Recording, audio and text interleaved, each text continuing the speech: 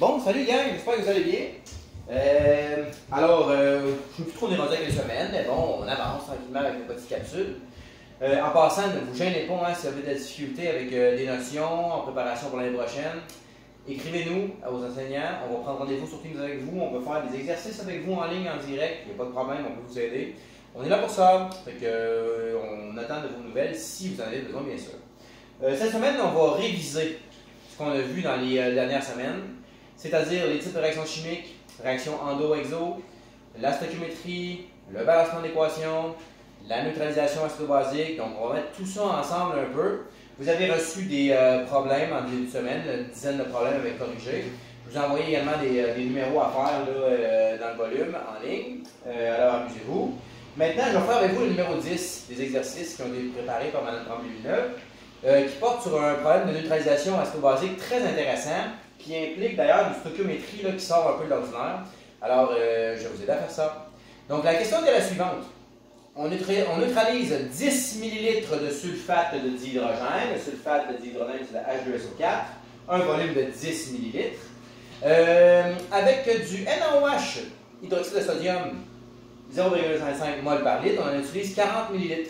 Ces informations-là, gang, dans une équation chimique, moi, je vais aller les écrire tout de suite.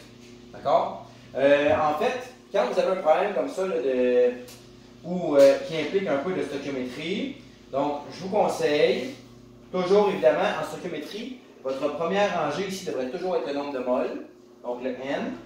La deuxième, c'est les informations qu'on vous donne dans le problème. Donc, ici, il n'est pas question de masse. On vous parle de concentration de 0,5 mol par litre. Le symbole de la concentration molaire, c'est un M majuscule. Et finalement, on vous parle également de 10 ml pour le H2SO4 et de 40 ml pour le NaOH. Ça, c'est un volume. Je vais le mettre aussi V dans mon calcul, dans mon tableau en fait. Et là, j'aurai préparé mon tableau et je vais être prêt à travailler. Maintenant, même si on est au début de la lecture d'un problème, je prends en note mes données. Concentration molaire 0,5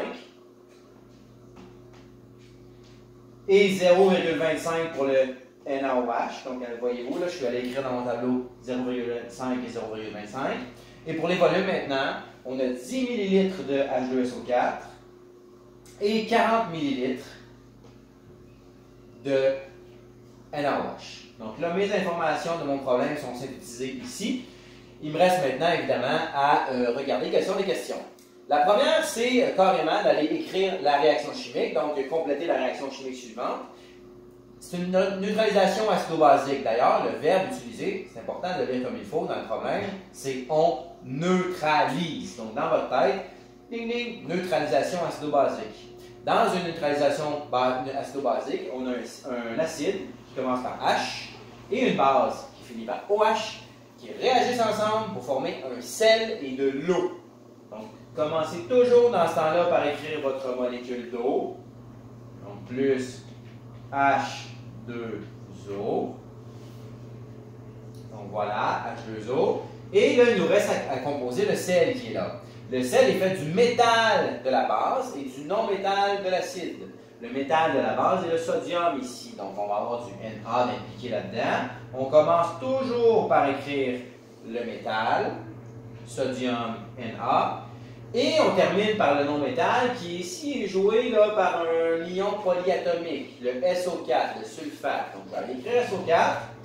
Et là, vous devriez avoir le réflexe d'aller dans votre tableau d'ions polyatomiques. Et vous allez voir que le SO4, c'est du SO4 2-. Donc, lui, quand il va s'associer dans une molécule, il cherche à recevoir 2 électrons. Le sodium, lui, comme il est dans la première famille, il y en a un seul à donner. Donc, il va en donner un au SO4, mais le SO4 ne sera pas satisfait. Ça va prendre une deuxième molécule de sodium. C'est pour ça que la molécule formée, le sel formé ici, va être du Na2SO4. Donc, Na2SO4. Ma réaction, elle est faite. Est-ce qu'elle est balancée? La réponse, c'est non. Pourquoi non? Ben, c'est clair. Premièrement, il y a un sodium ici seulement. Et là, il y en a 2. Donc là, je le sais déjà que ça va me prendre un 2 ici comme coefficient stoichiométrique. Je vais donner droitier à l'instant même. Voici. Donc ici, ça me prend un 2, c'est sûr. Sûr et certain. Parfait. Alors là, mes sodiums, ils sont donnés corrects. Maintenant, on va regarder les autres atomes. Hydrogène. J'ai 2 hydrogènes ici. Il y a 2 autres hydrogènes ici du côté des réactifs. Ça me fait 4 hydrogènes à gauche. J'aurai besoin de 4 hydrogènes à droite. Présentement, j'en ai juste 2. Donc, pour avoir 4 hydrogènes à droite, je vais aller mettre un autre 2 ici devant ma molécule d'eau. Et là, mes coefficients stoichiométriques sont placés. Je vérifie pour être sûr. SO4, SO4, ça va. Donc, dans le fond, si on regarde le soufre, un soufre, c'est correct. Et l'oxygène, 4 oxygènes plus 2 oxygènes, ça fait 6 oxygènes. 4 oxygènes plus 2 oxygènes, ça fait 6 oxygènes. Mon équation, elle est balancée. Pour vous aider en stoichio, ça peut être aidant d'aller mettre des 1. Parce que là, n'oubliez pas, s'il n'y a rien, c'est parce qu'il y a un 1. Alors, moi, je les place quand même. Ça nous aide. Quand on vous demande d'écrire l'équation balancée, écrivez-les pas les 1. Mais là, pour les besoins du problème, écrivez-les, ça aide un petit peu.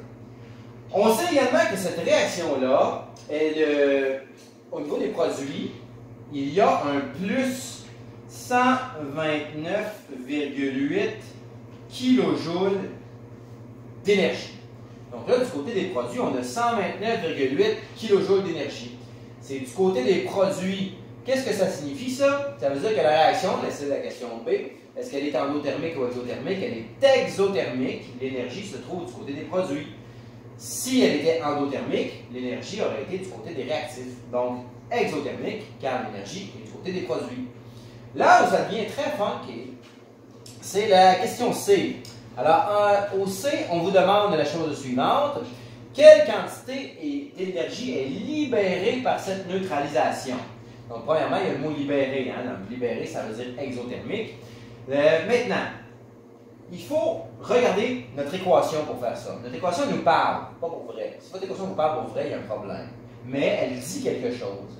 Ce qu'elle dit, votre équation, c'est que quand on a 1 mol de H2SO4 qui réagit avec 2 mol de NaOH, il y a 129,8 kJ d'énergie de produit.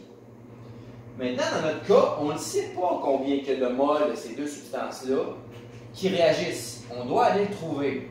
Pour le trouver, on va devoir utiliser ça ici, la concentration molaire et le volume. Je vais m'en aller sur mon deuxième tableau et je reviens à celui-ci par la suite. Alors, voyons ici, on a une concentration molaire pour le H2SO4 de 0,5 mol pour 1 litre. Je l'ai écrit comme ça parce que ça va très bien pour faire un produit croisé.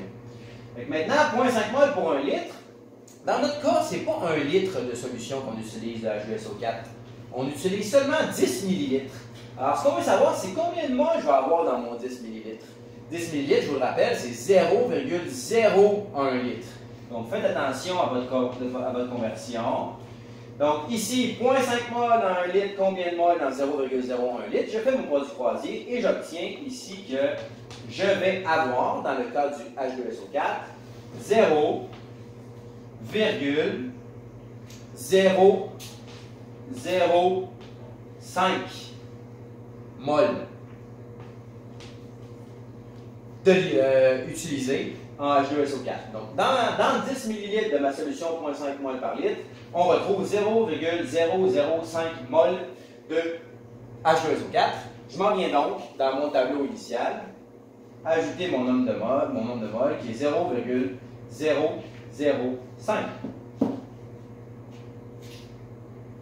Je fais la même chose avec le NaOH. Le NaOH 0,25 mol dans 1 litre. Combien de mol dans 40 ml cette fois-ci? Donc, on va avoir 0,04 litres. Donc, le 0,04 qui vient de la conversion du 40 ml en litres. Produit croisé, 0,25 fois 0,04 divisé par 1. On va obtenir pour le NaOH que le nombre de mol de NaOH présent est de 0,01 mol. Je vais le mettre dans mon tableau. 0,01 mol. Voici, là mon tableau est complet et je vais pouvoir utiliser ça pour aller trouver la quantité d'énergie produite par ma réaction. Si on regarde ça ici, là, est-ce qu'on respecte les rapports stoichiométriques? 1 mol pour 2 mol. Donc le double de NaOH nécessaire pour neutraliser la H2SO4. 0,05 mol, 0,01 mol. 0,05 fois 2, le double, ça donne 0,01. Ça veut dire que je respecte mes coefficients stoichiométriques. Tout ce qu'il nous reste à faire maintenant, c'est qu'on sait qu'une mole de H2SO4 libère, la neutralisation d'une mole de H2SO4 libère 129,8 kJ d'énergie. Combien vont libérer la neutralisation de 0,005 mol de H2SO4?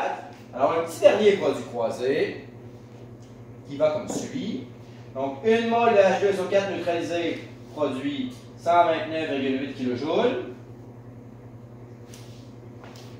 Combien de moles de H2SO4? Excusez-moi. Si ce n'est pas une mole, mais bien 5 moles de H2SO4 qui réagissent. Donc, je reviens à mon tableau encore une fois. Ce n'est pas une mole, c'est 0,005 moles de H2SO4 ici qui réagissent. Cette quantité-là va produire combien de kilojoules d'énergie? 129,8 fois 0,05 divisé par 1.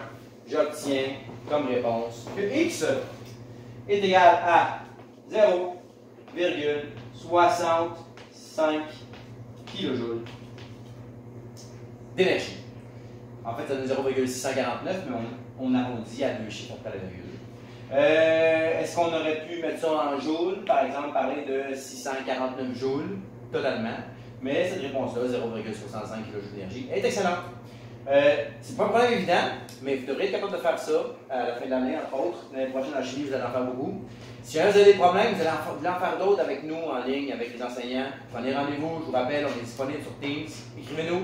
Sinon, passez une excellente fin de journée. Bye bye!